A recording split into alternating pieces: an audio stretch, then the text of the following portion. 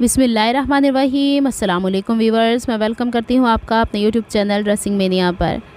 गर्मी के मौसम में हम इस तरीके के बारीक कुर्तियों के कपड़े लेकर आते हैं और जब हमने इसकी साइड की फ़िटिंग करनी होती है या चौक फ़ोल्ड करने होते हैं तो अमूमन हम नॉर्मली वैसे ही फ़ोल्ड करते हैं जिस तरीके से एक सिलाई लगा के अंदर की तरफ दबा दिया जाता है।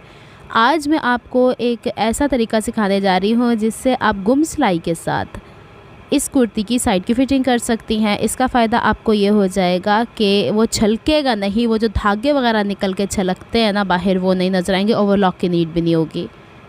यहाँ पे मैं आपको एक्स्ट्रा पीस पे सिखा रही हूँ और कंट्रास्ट कलर के थ्रेड से, ताकि आपको समझना आसान हो। आपने सबसे पहले जो आपकी चौक फोल्डिंग होती है या फिर साइड की फ़िटिंग होती है उसके हिसाब से शर्ट का फैब्रिक ले लेना है। फ्रंट एंड बैक के पल्ले पे आपने इसकी रॉन्ग साइड दोनों अंदर की तरफ रखनी है और सीधी साइड ये जो आपको ऊपर नज़र आ रही है ये भी सीधी साइड है और ऑब्वियसली नीचे वाला हिस्सा भी सीधी ही साइड होगी। इसमें आपने सबसे पहले उतना मार्जिन लेना है जितना कोई आप लोग चौक फोल्डिंग में लेना चाहते हो। तो अब मैं चौक फोल्डिंग के लिए यहाँ पे आपको 1.5 इंच का मार्जिन मैनेज करके दिखा रही हूँ। आप 1 इंच भी ले सकते हैं।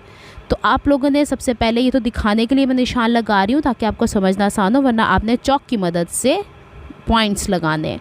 फिर इसके बाद आपने शोल्डर की तरफ से डाउन पे या फिर आप लोगों ने जो दामन होता है शर्ट से उससे ऊपर की तरफ चौक ओपनिंग कितनी रखनी है वो आपने इस निशान के ऊपर रखनी है। बेसिकली हमारी ये फिनिश्ड लाइन होती है।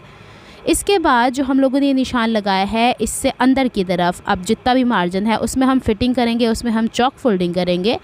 तो मैंने यहाँ पे तकरीबन 1 ही इंच की दूरी के ऊपर निशान लगाया है ताकि अगर मैं गुम सिलाई में कोई काम करती हूँ तो ये कपड़ा अंदर छुप जाए। आप ये वाला मार्जिन कम ज़्यादा कर सकते हो।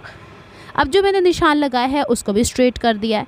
इसके बाद अब हमें ये देखना है कि हमें सिलाई किस हिस्से में लगानी है। तो ये जो निशान लगाया है इसे हमने दूसरी लाइन के ऊपर भी ट्रांसफ़र किया है। इसका फ़ायदा ये होगा कि इससे ऊंचाई के ऊपर हम लोगों को देखना है कि कितना मार्जिन हम इसके अंदर दबाव करके सिलाई में लाना चाहते हैं। तो ये देखिए, ये तो 1 इंच का मार्जिन है ना, तो ये ऊपर की तरफ मैंने 1.25 इंच का मार्जिन लिया है। मिनिमम 1.25 इंच, मैक्सिमम 1 इंच रख सकते हैं। इससे कम मत रखिएगा वरना कटिंग करते हुए धागे निकलेंगे। अब हमने जो सिलाई लगानी है यहाँ से लेके इस तिरछा तक करके बैक टैक कर लेना है, यानी टांका पक्का कर लेना है। ख़याल रहे ये सिलाई हम लोगों की सीधी साइड की तरफ लग रही है।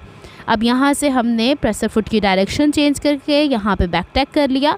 फ़िलहाल मैंने जो यहाँ पे पेन इस्तेमाल किया है, अगर इस्त्री करूँगी तो सारे का सारा ये गायब हो जाएगा, तो मैंने इस्त्री नहीं किया। ये जो हिस्सा मैंने आपसे कहा था 1.25 इंच या 1 इंच होना चाहिए, इसका यही पर्पज़ था कि इससे हमने 1/4 इंच से 1 पॉइंट आगे करके नीचे की तरफ यूँ जहाँ तक हमारी सिलाई की नोक आई है वहाँ तक तिरछा कट कर लेना है।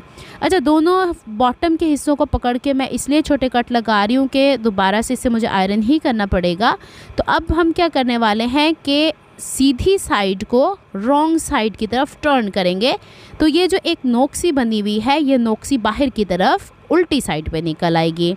इसको बैलेंस करेंगे इस तरीके से। ये सारे कपड़े के नोकें वगैरह जितनी भी निकली हुई हैं इन्हें हम बैक साइड के ऊपर लेकर आएंगे।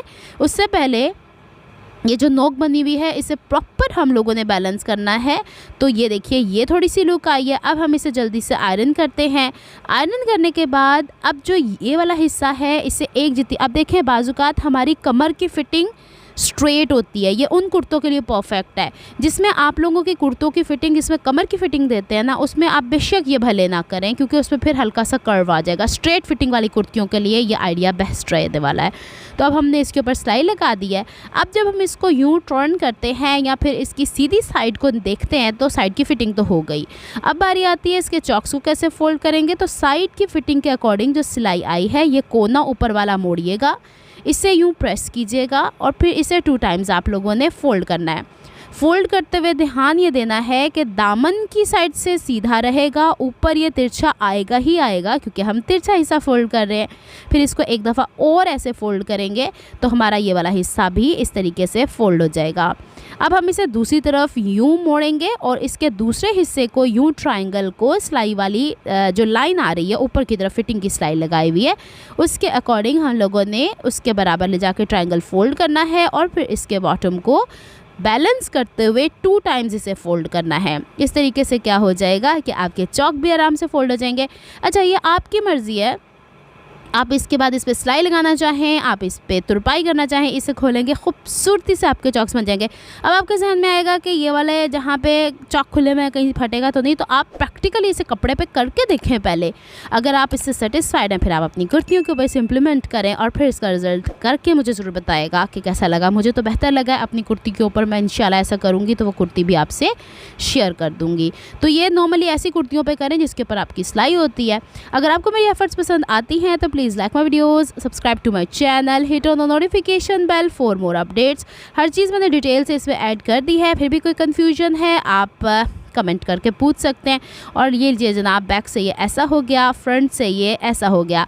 तो आपको जैसे भला मालूम होता है उतना फिटिंग का मार्जिन रख के आप इसे फोल्ड कर दीजिएगा। बस ख्याल ये रखना है कि एक्स्ट्रा धागे इसके अंदर आने चाहिए, बाहर नहीं निकलने चाहिए। मिलती हूँ नेक्स्ट वीडियो में। अपना बहुत ख्याल रखिएगा, मुझे दुआ में याद रखिएगा। अल्लाह हाफिज़।